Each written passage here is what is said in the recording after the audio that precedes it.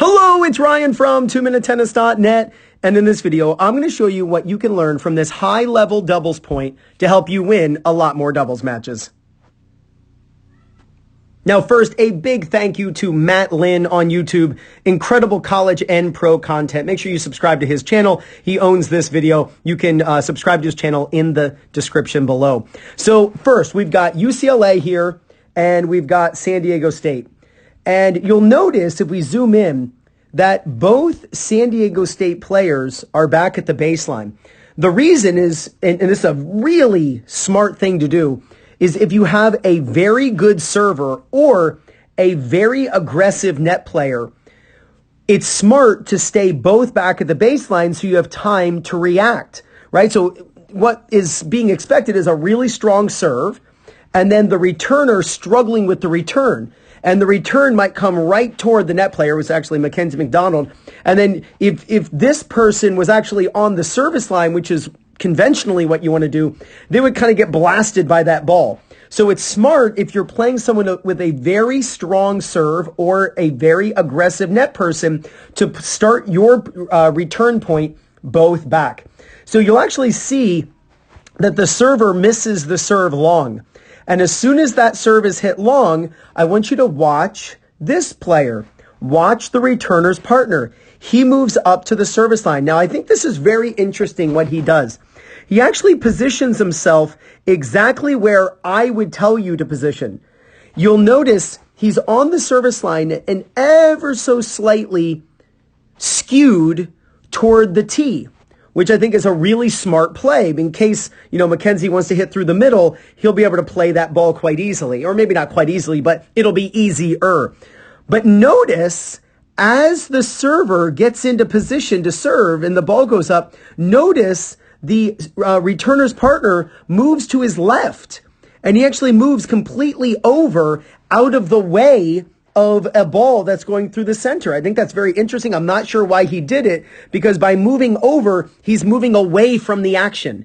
So I don't want you standing where he's standing right now. I don't want you moving over, because all you're doing is you're making it more difficult. If this is you and your partner hits a ball to the net player, you're making it more difficult for you to handle a ball that they might hit down the middle. So the serve is in. You'll see that the server, really big serve, Marty here, he's got a really big serve, and you'll see he's coming forward. He's split stepping. Watch his feet.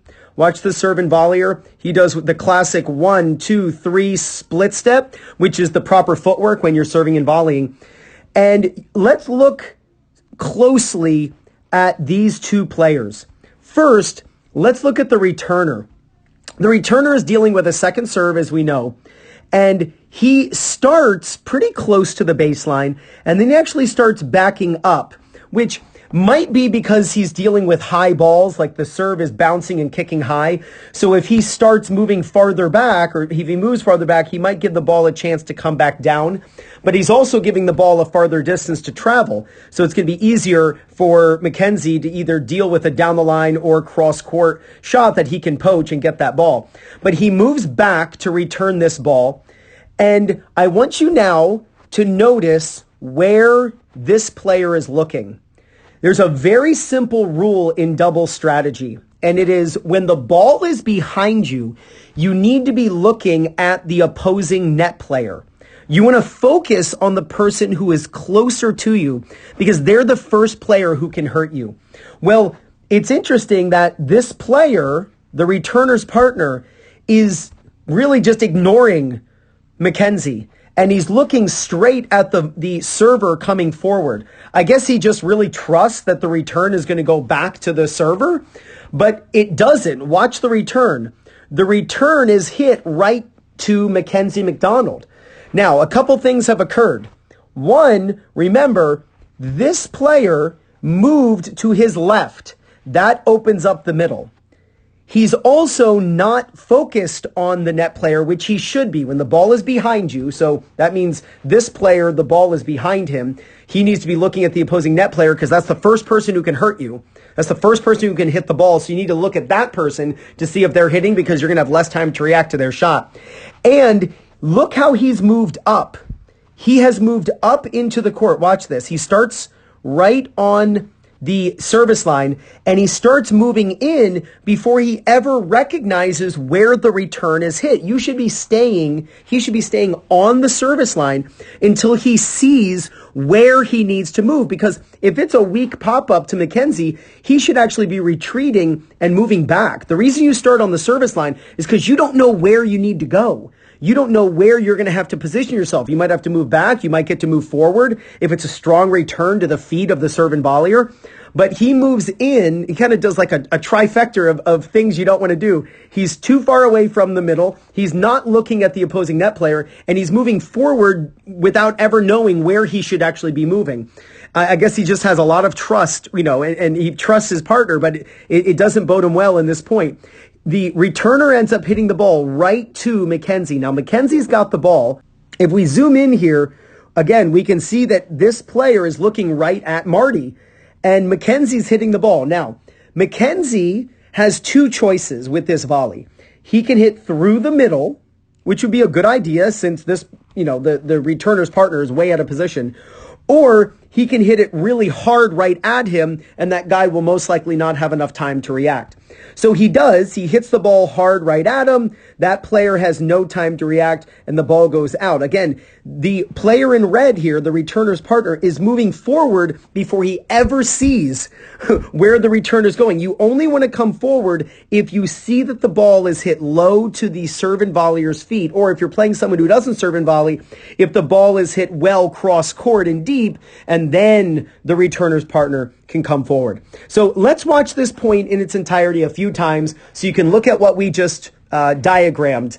And I think it'll make a lot more sense now that we've gone through it.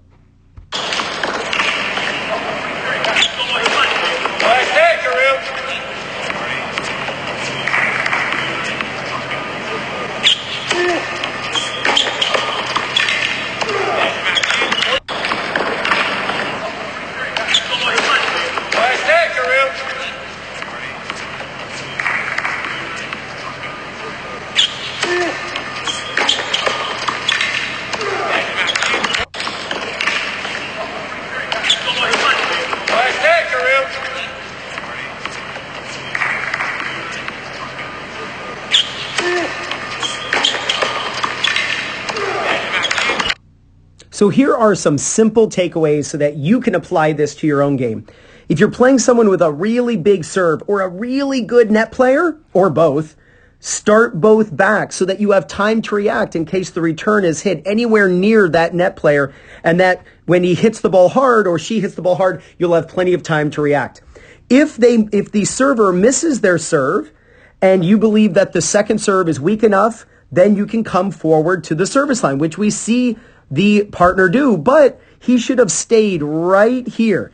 You got to stay right on the service line and just a little skewed to the middle. I definitely don't want you thinking that you're supposed to stand like right near the tee. No need to do that. In fact, if this player were to stand near the tee or anywhere and he gets hit automatically with the serve, like in the air, he would actually lose the point. It would be the server's point. So you can't, hit a serve out of the air. So you don't want to get too close to the center. You might get hit by the serve. So it's smart where he is right now, but for some reason he moves out of the way right as the serve is about to be hit. He moves out of the way. I'm not sure. All that does is put a smile on Mackenzie McDonald's face because now the middle is more open. So the big serve comes in, and when you're returning serve, especially against a serve and volleyer, the best return you can hit is super low. I'm sure he didn't mean to do exactly what he did, but it did happen, and we've all done it. He hits the ball right to Mackenzie, but here this player makes a mistake. He should see Mackenzie's racket go up. He should have already been still on the service line, recognize that Mackenzie's got that ball, and he should start backing up. But for some reason, he's coming forward, attacking before he ever sees what type of shot his partner has hit. And Mackenzie is smart. He doesn't hit the ball back to the returner. You don't want to do that. A big mistake is when players at the net hit the ball to the person farther from them. You want to find either the middle or find the person closer to you because they have less time to react and they're easily going to, or you're going to easily win that point, especially if they're coming forward towards you. So review this point and this video several times because if you can start incorporating these ideas, there's no doubt you're going to gain confidence, win more matches, and play much better tennis. This is Ryan Reedy from 2minutetennis.net. You got this.